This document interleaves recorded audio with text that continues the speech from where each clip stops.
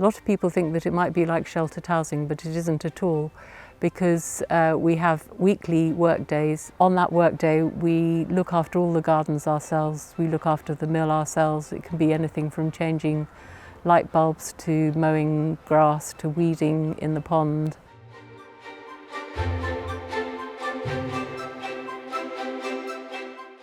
Hi, I'm Ann Thorn.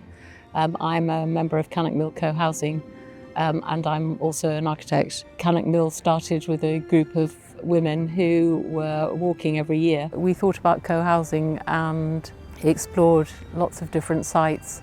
Originally, most of the group were from London, and finally, after 12 years, found this site in Colchester, which had on it a beautiful Grade 2 listed mill building and a lovely mill pond, but also a north-facing slope which is 11 metres from the top to bottom, so a very challenging site. We came here and we had to build 23 houses because the site had planning permission for 23 houses, so to make it viable, that's what we needed to do. Whatever the task is, we sit down at 10 o'clock in the morning and decide who's going to do what and get on with it. So it's quite hard work, and there's a lot of work also in meetings deciding how we're going to organise things for ourselves and who's going to do what. And that is quite an important part of cohousing. We try to take decisions together. We decided that we wanted our footprint to be as light as possible. A lot of people think that it might be like sheltered housing, but it isn't at all, because we have weekly work days. On that work day, we look after all the gardens ourselves, we look after the mill ourselves. It can be anything from changing light bulbs to mowing grass to weeding in the pond. So the houses are timber frame houses. They have recycled newspaper insulation in the walls and wood fibre insulation, and they have triple-glazed windows and deep green roofs. And this means that our heating and hot water in a 3-bedroom house last year cost £300 for everything. So they are very comfortable to live in and very environmentally friendly. And we've tried to develop the site in a similar way. So the deep green roofs actually lead into rainwater pipes which lead into the road, and the road is porous tarmac, and the porous tarmac takes the water very slowly into rain gardens and then from there into the pond. The pond here is metaphorically and actually the centre of our community, because it was the mill pond powering the mill. The mill is where we gather, and the pond is something we all love looking at, watching. The wildlife is always changing. We've had moorhen nesting on the pond and bringing up broods. And we have 2 lots of reeds here. We have the smaller reeds, which are very good. They keep the bank of the pond in one piece. But the bulrushes, the traditional ones with the seeds on top, they are the reverse. It's a real interesting process, clearing enough reeds to keep the water clear but not disturbing the wildlife, and digging out the bulrushes when they grow like mad. And at the moment, of course, particularly, everything's growing like mad. On special occasions, we have banquets, a summer banquet underneath the willow tree, and we try as much as possible not to make too many rules, because we want people to enjoy living here and explore different ways of doing things, maybe different from the way they lived on their own at home. The best thing about cohousing is that you're never lonely. There's always somebody around to have a cup of coffee with. There's always something going on and something that you can join in. It's completely up to you. But the other thing that's really nice about that is that you don't have to.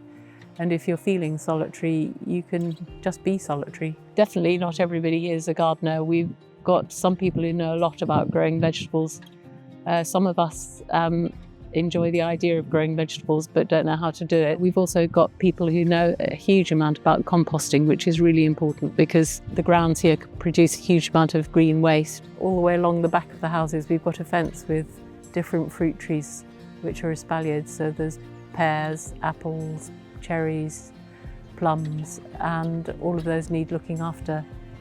and we've had them sort of since they were very small, so they've needed nurturing to get to the stage where they're producing fruit, which is just about happening this year, which is fantastic. People are planting rhubarb and gooseberries and all sorts of things, but there always seems to be somebody who knows what to do, or we have a discussion about it, and people say, oh, I've looked at Gardener's World or whatever else it might be, and they say you should do this or that with the water lilies, and we try it. Well, this is the sort of heart of the garden. My interest started in composting when I had a large garden previously, and I had horses, and so I benefited from horse manure, which unfortunately we don't have here. But the process is the same, except on a much bigger scale. The important part about composting is getting the mix right. It's no good just putting your vegetable waste and your dead flowers and so on, because they won't rot down properly. They'll just give a rather smelly, oozy mess. What you have to do is mix them with bits of cardboard. I like to use old egg boxes, envelopes, any bits of old newspaper, the newspaper that you wrap your vegetable waste in. Then we leave it probably for 6 months, just to rot down, keeping that heat inside. Even in the winter, it will stay warm and it will look after itself. Important to keep it covered, and then start another bin if you have space for it. Catering for 23 households and over 30 people, we do get a lot of vegetable waste, so we do have a nice amount of compost for our growing, our vegetable growing and our flower growing. Yes, so it's very successful, works very, very well indeed. We're in the veg bed area now. We've got 14 raised beds. The aim is to grow a variety of crops, so we try and coordinate that.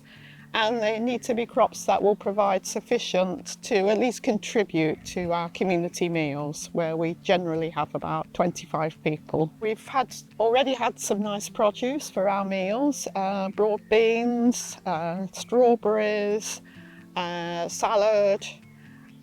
We've got beetroot coming on. We've got just harvested the first few tomatoes.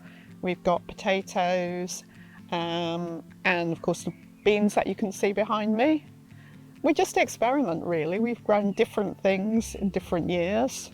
So this is my 3rd year of having a bed to look after. The first year I was given some aubergines and pepper plants, and I was kind of quite dubious about whether they'd work outdoors and not in the greenhouse, and actually we had quite a good crop and we made ratatouille for everyone. And then last year I grew beans, and this year I'm growing salad crops. We've kept bees at Cannock Mill for about 3.5 years now. We have 3 beehives here. 2 are down here, which is probably the best spot for them, and we have 1 at the top of the back gardens. 2 lots are very gentle and will allow us to handle them without any problems. Last May, we got a huge swarm that came into one of our empty hives. And that hive produces lots of honey. Unfortunately, they're very feisty bees.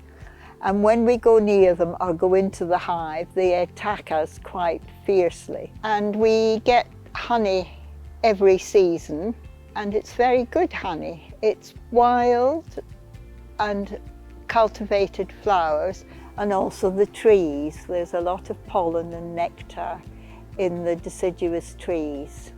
They require work mainly in the spring to make sure they're thriving, and also in the summer to make sure that we take the honey off, which we use on site. We sell it to the people who are here, and they often give it to their friends. It's now recognised that towns are good places to keep bees, and we are on the edge of Essex, And people who keep lovely gardens, and many people deliberately grow bee-friendly plants.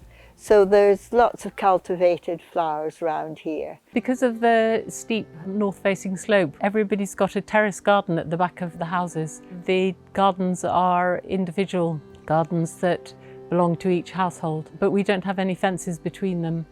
And it's quite interesting to see how the gardens are very different. Different people have got very different approaches. So there's wildflower gardens, there's very carefully manicured gardens, alpine type gardens. There are gardens made with gravel and all sorts of things happening here. So thanks very much for coming to look at our gardens. We really enjoyed showing you around, and we hope you'll come again, and that if you've got any comments after watching this video, that you'll be in touch.